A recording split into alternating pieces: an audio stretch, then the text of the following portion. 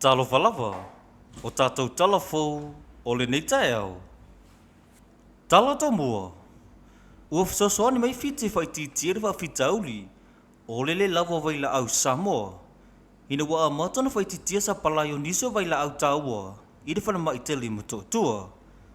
I le vai aso wa mawai, na uina mai Pacific Specialist Healthcare, i fiti, se uta whaana tinatu vai la au mo Samoa, e fisosoani mana onga, olo iai nei.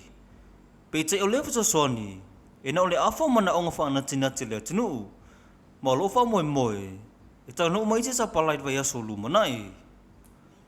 O lo wha wau pe ona le lava niso vai la au taua, e au fiele metformin mo tangata, e mawan mai suka, amlodipine, mo le toto mo lunga, ma le paracetamol mo whanau. O le putio fwoi lau whasalau, e tu sa male se folo mo le 2 miliona tala Samoa, o pilia li tutongia, i kampani sa palai. Wa o manatu se tasi leo mafuanga, wa tu lai meile nei whaafitauli. Na sau nuan President Samoa Medical Association, se yuli Dr. George Tuitama, wa afia foi au nanga tau le soi fua maloloina, o le mafufau, ono lu tiutio vai la au. Na ia whailoa, o lo whatupula ale tuftu whaino vai la au, ma o lo awisa o atu i whale, o nise o ngase, ina ia mauti noa, e maua peatonga fitinga e mana o mia. Wa whailoa Samoa Medical Association, o le lava vai la au, o se tasi leo lu i tau tele, o lo whea ngai mare au nanga whaare soifua malolo i nei Samoa, i le taimide nei. O lo i eri wha moe moe, o le ama whaia na malona sa iri se fufo vave, mo le nei whawhitauli, ina e toi whale leia sa palai o vai la au, mo tangata lau tele.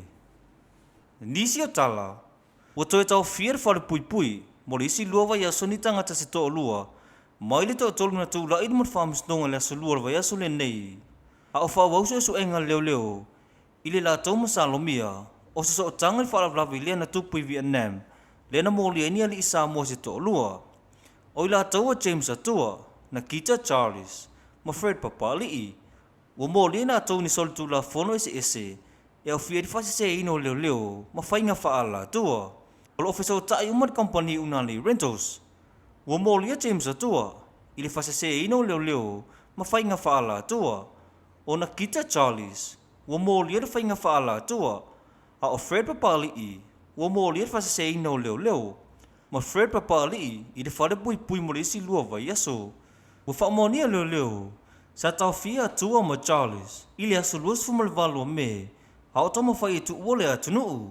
Wa masalo mira tama whai o lunga lii, e o whaututupe ofisa whemalanga inga, i le malai valele, ina ia mawhai e una la tuo, ese, ai mulimuli ane, na ave James atua, i le ofisa leo leo, mamo lia i le aso na soso oai, i le whaasese ino leo leo. Wa tu mau pealo na tau fia, i le whale pui, talu mailea, taimi. Wa whailo mai le ofisa whaalavlawe batu ia, ma whaalavlawe te tupu whafosei, e tu mau pealo mau tu, mali malu tio sa palai soa ui Samoa, i le taimi nei. O lo whawaule la asanga lani moli, moli mai tau tu wina malpule le lei, o le whaunga ino soa ule atunuu. E ui alo sili atutu langar soa o lo avanoa, na ino le tapula a masanyo lea la asanga. O lo lava bele soa ule atunuu, e tu seima whai numero nei. Kiso e tolu se fulu 5 aso, pensini e fas fulu aso, kala sini e onas fulu fa aso. Wa whamonia whai aso wa aso au, o lo whatu langa ina, e tau nuumal masino yu lai. Au kusuma se tema, lua filusu maliono. E whamutino ai le whawa winner sa plai. O lo ngalu lua e pēna malo. I rema teitu wina, i aso tai tasuru tu lago suau. Whamalo sia le whaonga ina te tau. Ma tape nanga, mo so se suinga no si tiari tu langa le laksanga mumu, pe amana o mia. So whamanato atu mamalo le atunu, business ma whaara putuputonga oma. Ina ia whaonga mar whautautura soa uinga luenga yaso oma. Malangulango ina ta mawhainga le malo. Mo le whaonga ina le lei, o tau soa uu. Dala muli. Olo a waisa amor fono tanga le International Labour Conference. Lua whelu sumaleono i Geneva Siuselani. A o tala noa ina maa lolo langlelu mana e o ngaluenga. I se tamau a inga o a wawe suia Ono la tamai fa teknologi, mole digital economy. Ola malanga sa moro taita il minister of business ala manuia maleipa. Hon fata Ryan Schuster.